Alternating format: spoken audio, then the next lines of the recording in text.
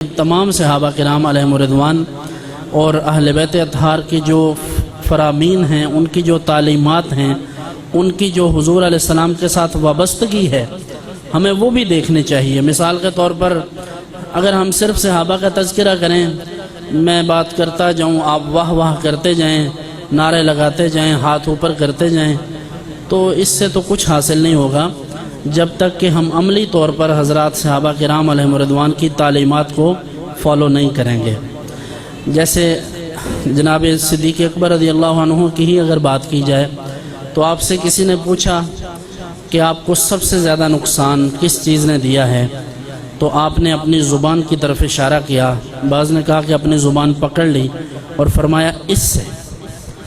اب مجھے یہ بتائیں کہ مجھے اور آپ کو اگر کوئی پوچھے کہ ہمیں کس نے نقصان دیا ہے، تو ہو سکتا ہے سوال کرنے والے کوئی کہہ دیں کہ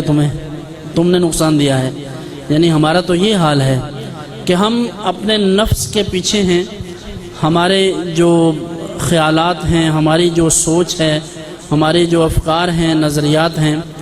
وہ بالکل عجیب ہیں۔ یعنی ہم اپنے بارے میں تو کچھ بھی تصور نہیں کرتے کہ کوئی ہم سے بھی غلطی ہو سکتی ہے۔ حضرت عمر فاروق رضی اللہ تعالیٰ عنہ کو جب خنجر لگا، آپ کی شہادت کا وقت قریب تھا، طبقات ابن سعد میں ہے کہ حضرت سیدنا عثمان غنی رضی اللہ تعالیٰ عنہ آپ ان کی خیریت کے لیے، خیریت دریافت کرنے کے لیے وہاں گئے، تو جب آپ پہنچے تو بالکل آخری لمحات تھے، تو آپ نے اپنا سر مبارک، یعنی حضرت عمر فاروق رضی اللہ عنہ نے اپنا سر مبارک حضرت عبداللہ ابن عمر جو آپ کے صاحبزادے ہیں ان کے زانوں پر رکھا ہوا تھا، تو آپ یہ فرما رہے تھے میرا سر نیچے رکھ دو۔ جب آپ کا سر نیچے رکھا تو حضرت عثمان غنی فرماتے ہیں کہ آخری کلمات حضرت عمر فاروق رضی اللہ تعالیٰ عنہ کے یہ تھے کہ اگر اللہ نے مجھے بخش دیا تو پھر میری خیر ہے، اور اگر اللہ نے مجھے نہ بخشا تو میری بھی خرابی ہے اور مجھے جننے والی یعنی میری ماں کی بھی خرابی ہے۔ اب یہ بات کون کہہ رہا ہے؟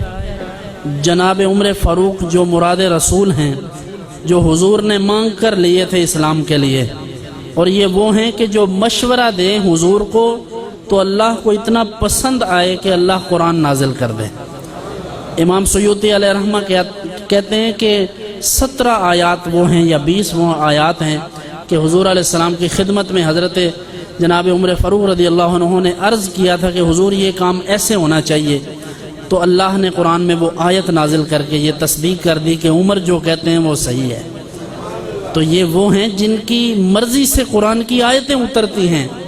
اور جو حضور علیہ السلام کو پسند ہیں، جو اللہ کو پسند ہیں، اور جن کی وجہ سے ہمیں اسلام نصیب ہوا ہے، جن کی وجہ سے اسلام مراکش تک پہنچا، افریقہ تک اسلام پھیلا،